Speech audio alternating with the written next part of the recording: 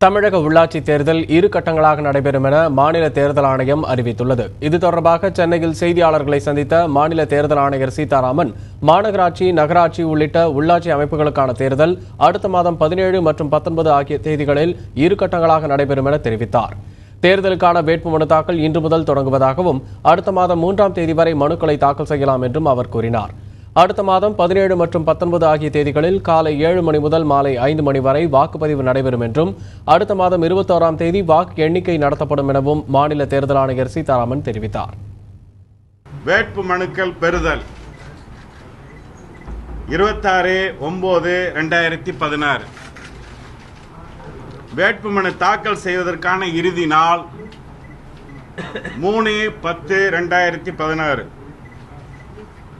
வேட்பு மனுக்களை ஆய்வு செய்வதற்குரிய நாள் 4/10/2016.